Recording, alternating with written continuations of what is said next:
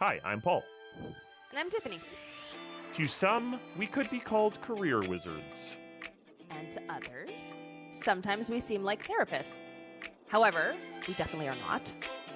But for you, we are the co-hosts of the Career Boosters podcast. People trying to build something perfect rather than just being present. I think because, maybe it's what we think that we need to do to show up and be successful, but I see folks building and curating this idealized version of themselves, online and at their workplace. But in today's world, especially, but I think it's always been true, it's the humanness. Okay, hello and welcome to the Career Boosters podcast, season 3, episode 25. And I learned yesterday, episode 96 of our 3 years. So that's crazy.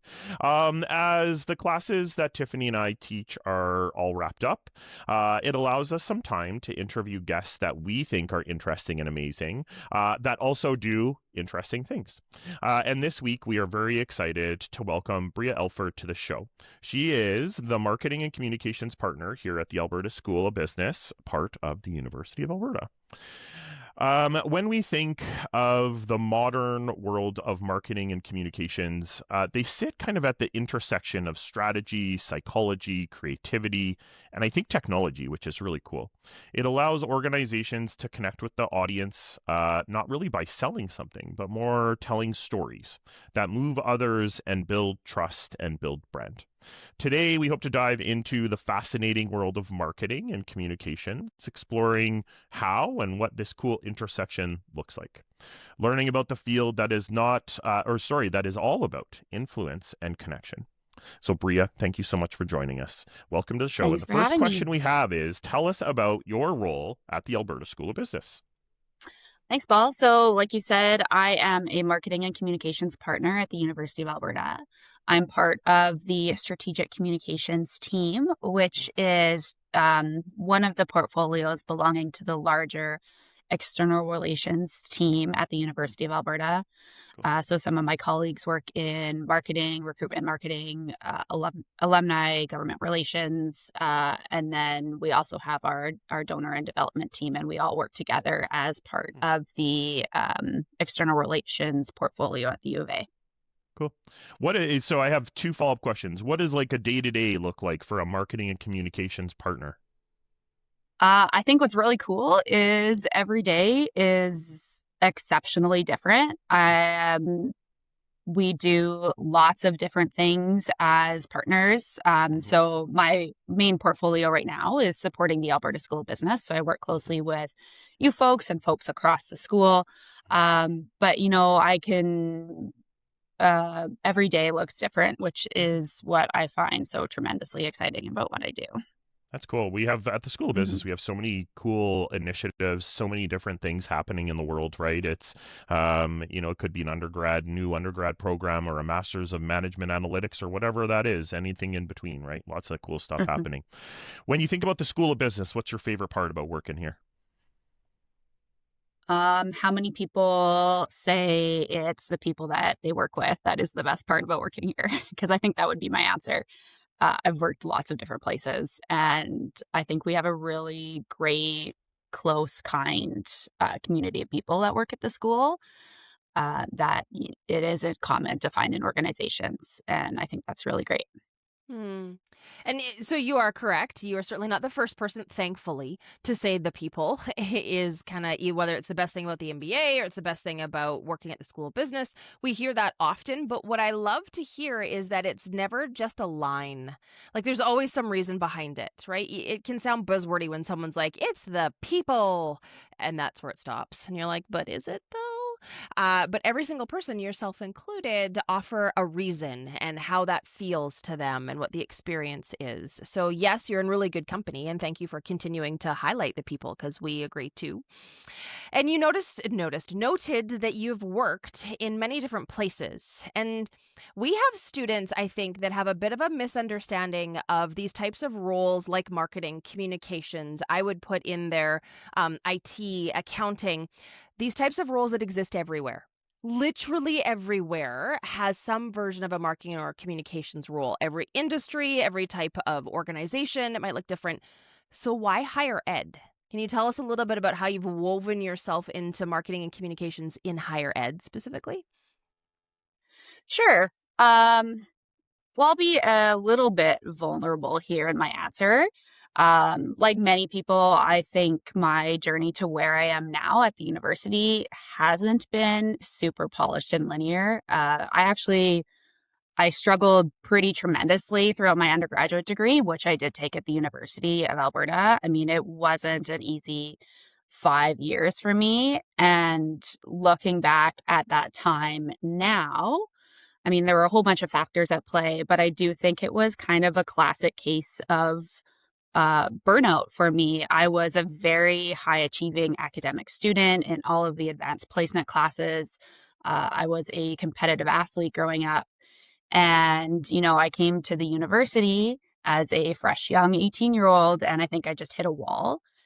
And I found myself feeling very small and very lost in such a large, massive institution like the University of Alberta. And when the opportunity came for me to have a role here at the university, I realized that I could, in a small, minuscule, behind the scenes kind of way, help build, uh, help build a system, a structure, a place that I feel I didn't have when I went through my 5 years at the University of Alberta way back when, not going to date myself. So I think that's it. If I can feel like I'm helping future students have a sense of belonging, feel like they're supported and will be successful in their journey, that's tremendously fulfilling for me as a marketing communications professional in post-secondary higher education. Yeah. First and foremost, thank you for sharing that. I think a lot of people really struggle with the kind of that burnout word and that kind of this mega juggernaut of an institution where what do we have 35,000 students or something coming here on a daily basis. Thanks for sharing that. Sometimes it doesn't go as planned. Sometimes it's really overwhelming. Sometimes it is a real big challenge, right? And Tiffany and I, with the roles that we're in, we get to interact with students that are right in the midst of those kind of thoughts and feelings. And so you from posting stories about other students that may have some challenges that they're facing, or there's a system in place to support people that are facing those challenges, and you being a part of that is so wonderful when it comes to the student body knowing that they're supported, which is so amazing. So thanks for sharing that. That's so cool. You describe yourself as a collaborator, a connector, and a brand builder. Which of these three came most naturally to you, and which one did you have to develop a little bit more over time? Well, I would say that me being a connector and collaborator, they're kind of woven into who I am as a DNA. As my DNA, I come from a large family. I'm the oldest of four kids. Like I mentioned, I was very competitive on sports teams growing up. Um, and, I've always been super fascinated by, the puzzle pieces of like humanity. I love to get to know people and what makes them tick and what, peel back who they are as people. But I think I've really had to learn the skills of what it means to be a brand builder. I would say that, reputation, in this case, the University of Alberta and the Alberta School of Business's reputation, it's not something that can just be built overnight magically with a, set of Jack and the Beanstalk magic beans. Um, it's something that is developed and honed over time with consistency and persistence.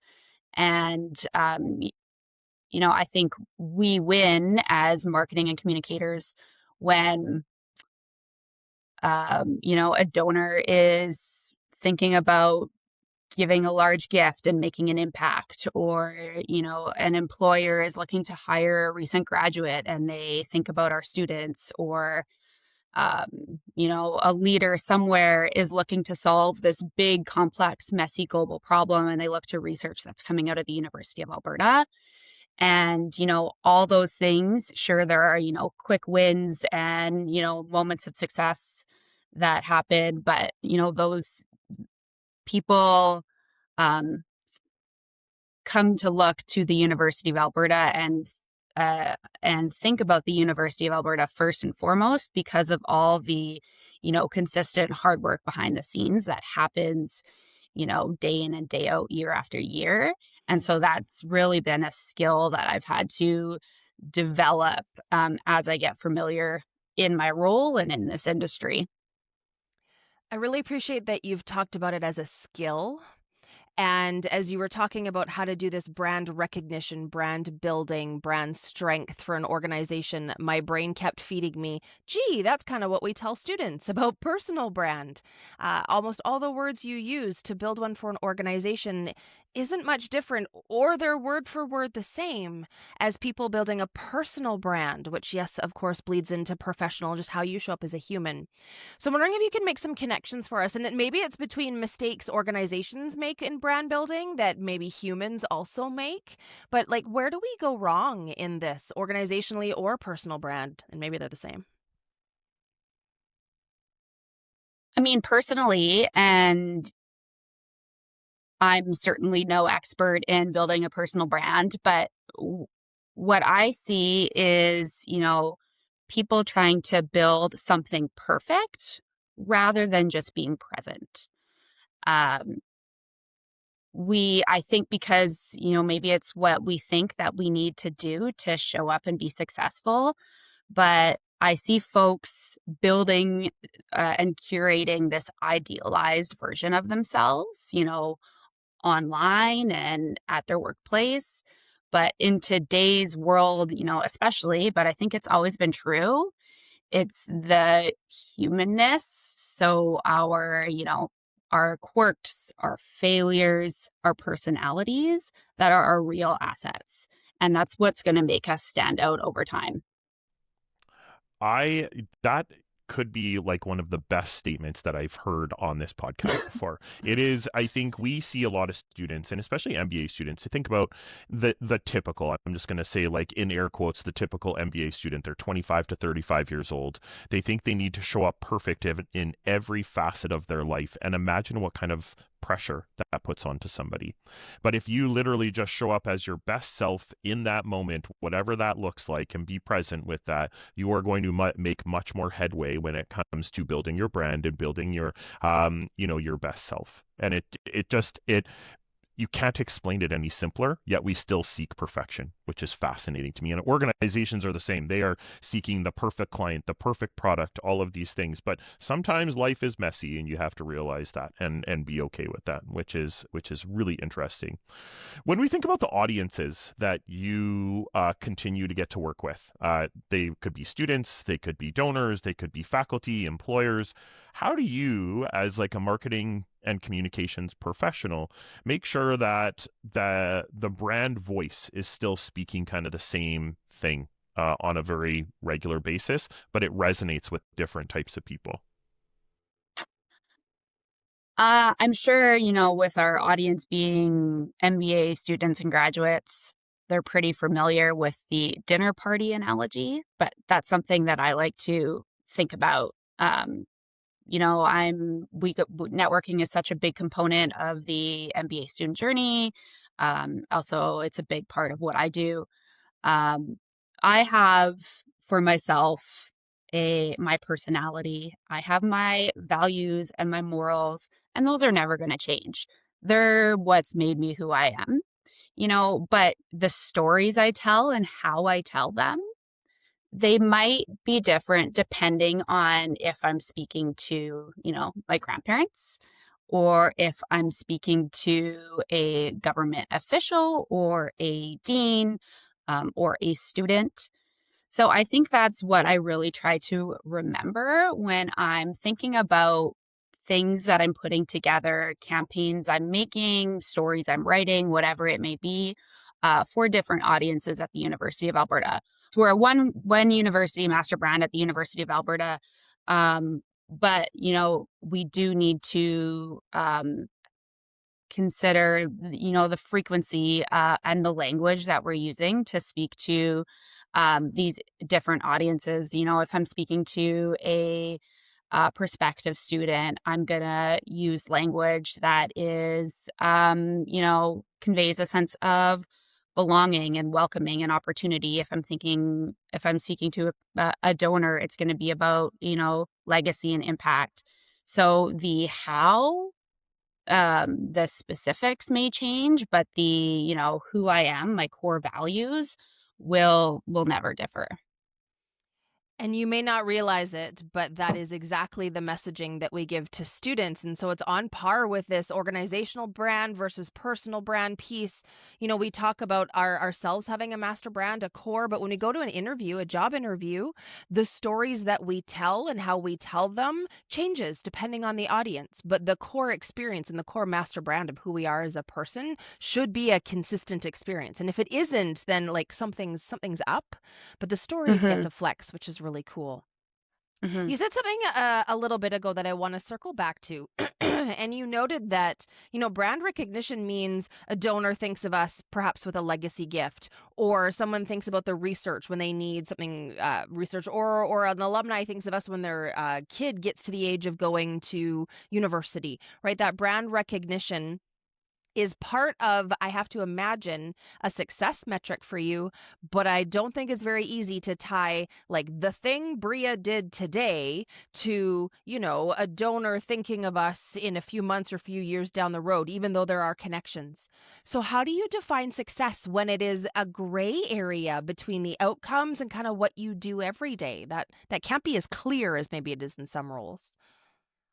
I mean, you're right. I think you nailed it. Like I mentioned before, your reputation isn't something that happens, with the click of a finger.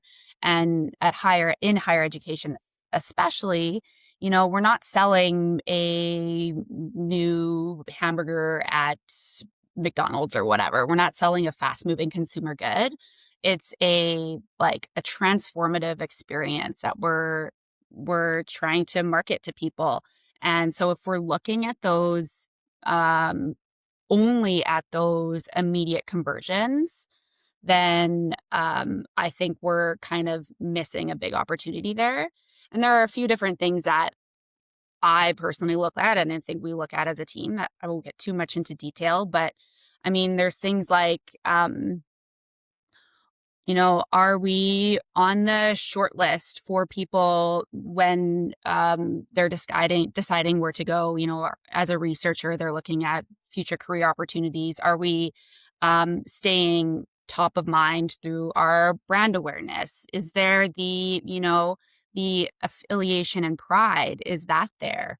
Are our alumni, happy to talk about where they graduated from? Are they actively identifying with our brand? Are they wearing our hoodies? Are they putting the University of Alberta in their LinkedIn bios?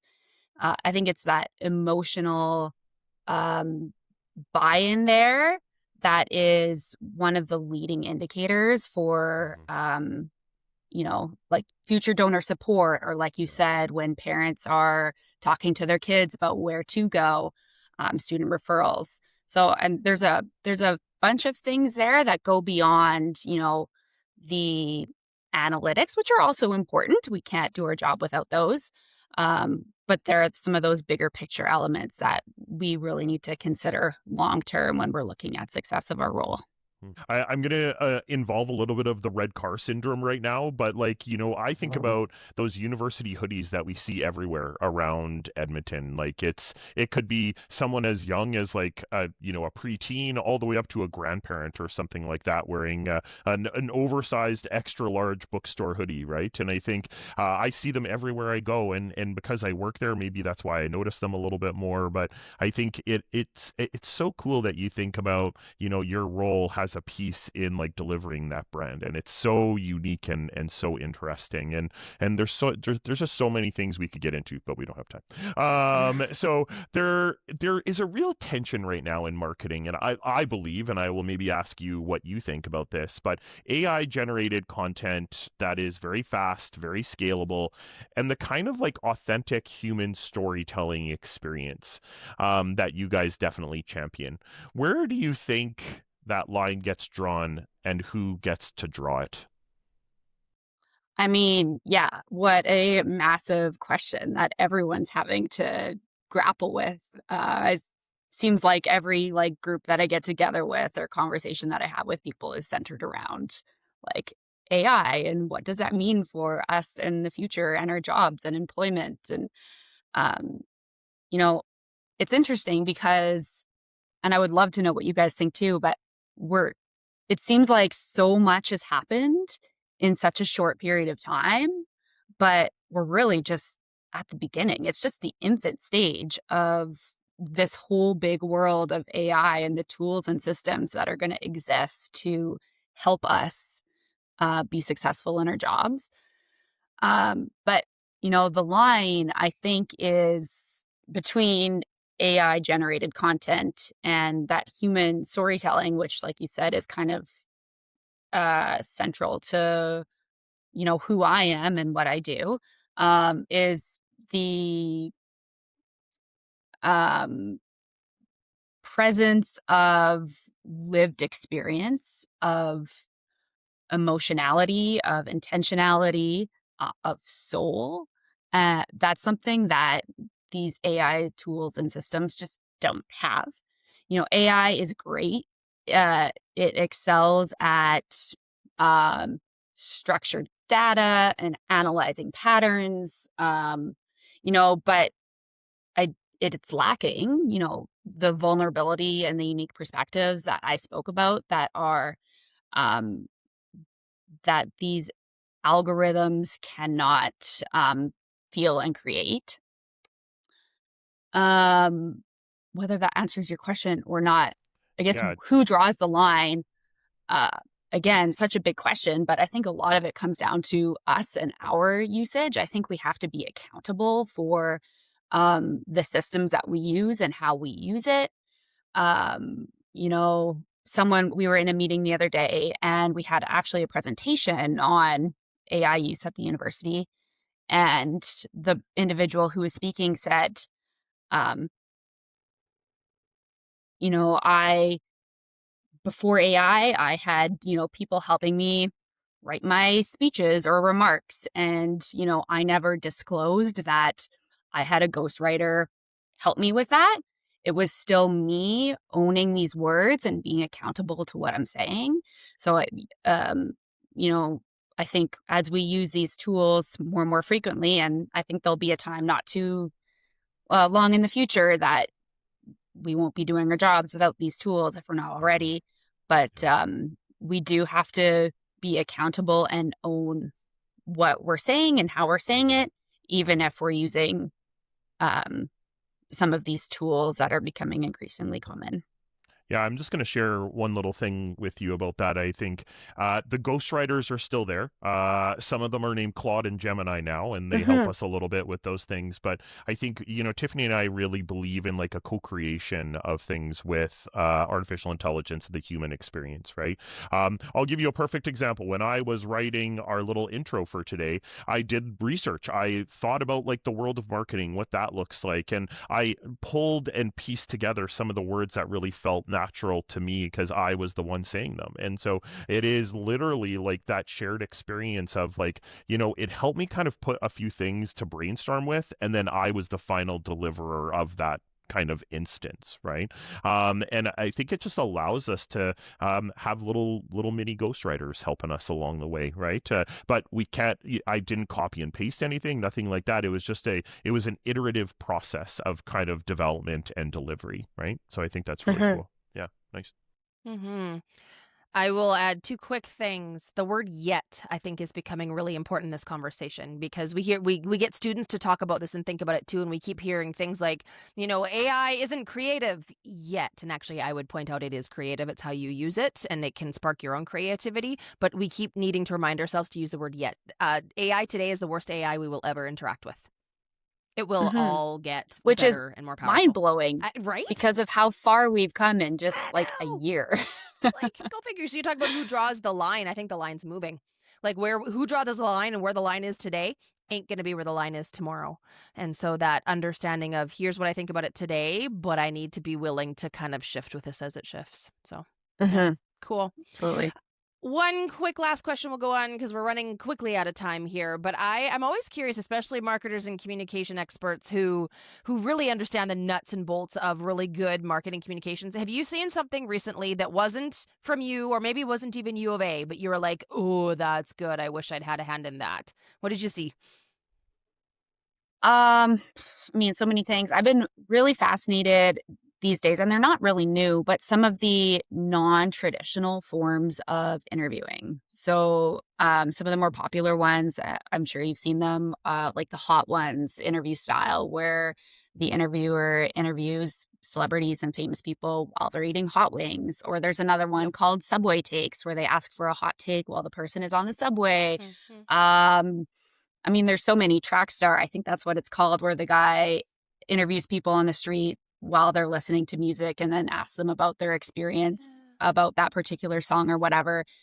And I think that they're so interesting is because they do something that traditional interviews uh, often fail to do, is that they've created this structure where they're able to um, reveal real personality and not just these curated answers. So again, it goes back to, you know, we're our best assets when we're showing our humanness, Mhm. and these fun takes on interviews, I think, are really skilled and are successful because they're able to show the human element of these people. Wait, sorry, I'm going to just add one little thing. The next podcast that we're going to do, we're going to eat hot chicken wings and see the Yes. experience of what that looks Excellent. like. That would be awful for me. You will see me. I will be in Yeah. full tears, face, head red. It will be a terrible I'll experience. come back for that. Right? You'll have to be the interviewer, Brea, because I think either of us won't be able to talk, is how that's going to go. I was going to say the same thing. That's it, Paul. Challenge accepted. We need to now do this differently. But you point out it's catching the present moment. Back to your perfect versus present. That's interviewing in the present moment and understanding present experience and sharing that. It's cool. All right, we have to move on. Are you ready for the lightning round? 3 quick questions, 3 gut answers. Yes, Let's hit me. do it. Okay, what is it about your career story that has given you the biggest boost? Um, I've been headhunted quite a bit fairly recently, so that's always makes you Ooh, feel good. that does. And there's some fun coaching questions on what do you think it is that they're seeing? Why are you getting headhunted now? We'll leave that. What is it that you wish you'd learned sooner? That, there's not one way to be a leader. Oh, yes. And service is just so important to Paul and I. We love ending with it. So, what does service look like for you in the coming week?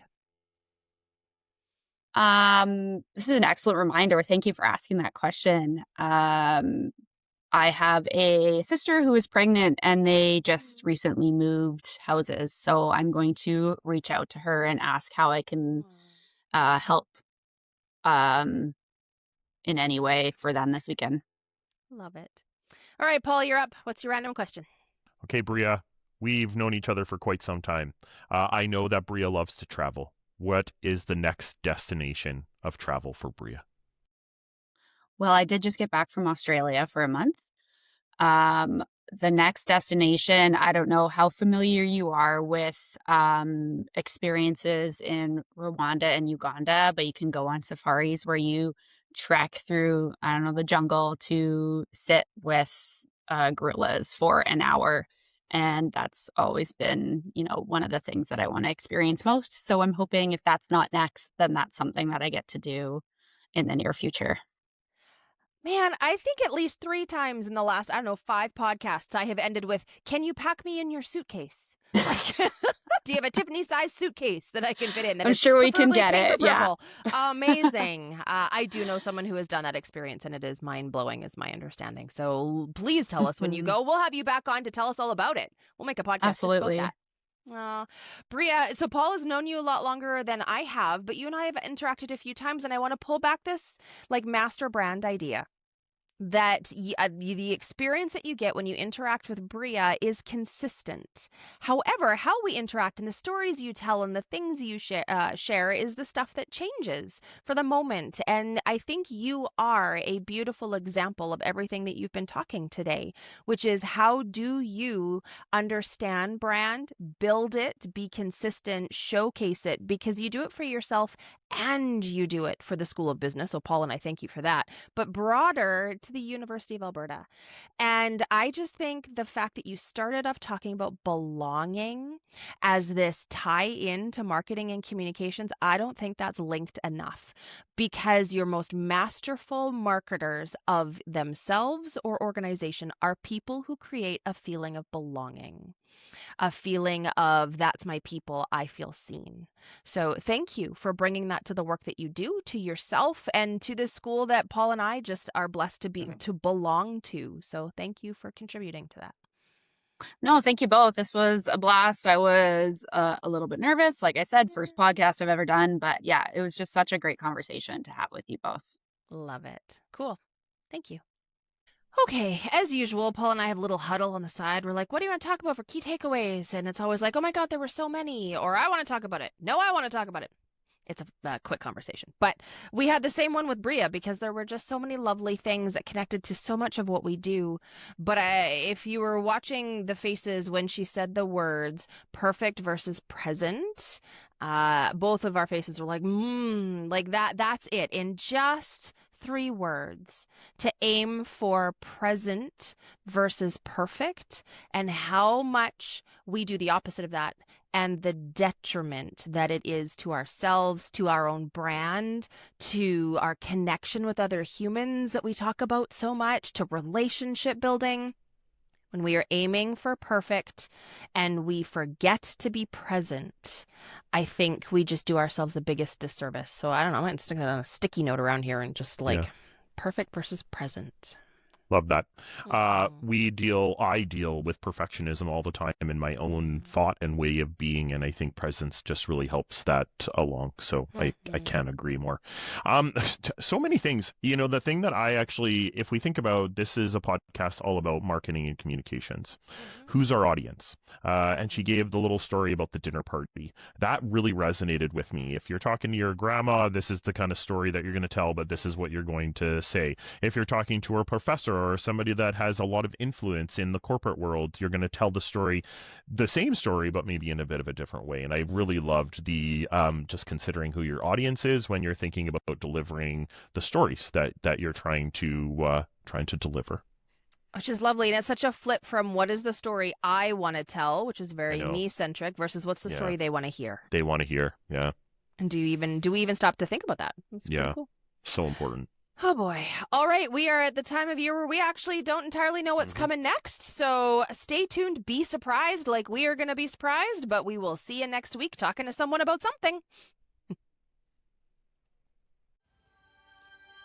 Thanks for tuning in to the Career Boosters podcast. We hope you had a blast. Yeah, we know that's corny. Catch you next time, and remember to subscribe wherever you enjoy podcasts.